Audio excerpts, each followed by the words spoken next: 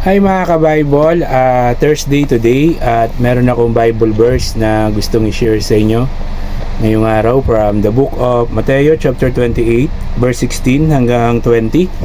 So ito po yung mabasa natin. Isinugo ni Jesus ang kanyang mga alagad. Pumunta ang 11 alagad sa Galilea, sa bundok na sinabi sa kanila ni Jesus. Nang makita nila si Jesus, siya'y sinamba nila. Subalit may ilan sa kanilang nag-alinlangan. Lumapit si Jesus at sinabi sa kanila, "Ibinigay na sa akin ang lahat ng kapangyarihan sa langit at sa lupa. Ibinigay na sa akin ang lahat ng kapangyarihan sa langit at sa lupa. Kaya't habang kayo'y humahayo, gawin ninyong alagad ko ang mga tao sa lahat ng bansa. Gawin niyong alagad ko ang mga tao sa lahat ng bansa. Bautismuhan ninyo sila sa pangalan ng Ama at ng Anak at ng Espiritu Santo. Turuan ninyo silang sumunod sa lahat ng inuutos ko sa inyo. Tandaan ninyo, ako'y laging kasama ninyo hanggang sa katapusan ng panahon." So, yun po yung mensahe sa atin ngayong araw ng Mateo chapter 28 verse 16 hanggang 20.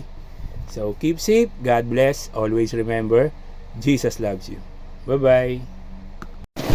Hi mga ka-Bible, Thursday today at meron akong Bible verse na gustong i-share sa inyo ngayong araw from the book of Mateo chapter 22 verse 15 hanggang 22. So ito po yung mabasa natin. Ang pagbabayad ng buwis. Umalis ang mga Pariseo at nag-usap-usap kung paano nila mahuhuli si Jesus sa kanyang pananalita. Kaya pinapunta nila kay Jesus ang ilan sa kanilang mga alagad kasama ng ilang tagasunod ni Herodes.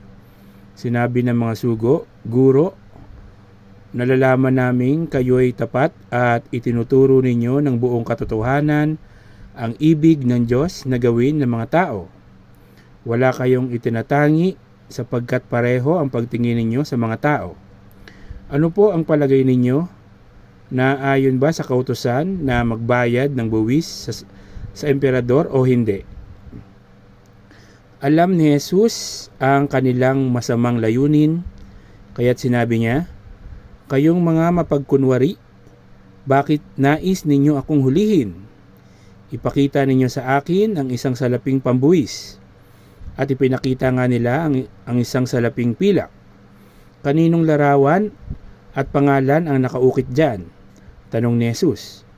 "Sa emperador po," tugon nila. Kaya't sinabi niya sa kanila, "Kung gayon, ibigay ninyo sa emperador ang para sa kanya, at sa Diyos ang para sa Diyos." Namangha sila nang marinig ito at sila'y umalis. So, yun po yung mensahe sa atin ngayong araw ng Mateo chapter 22 verse 15 hanggang 22.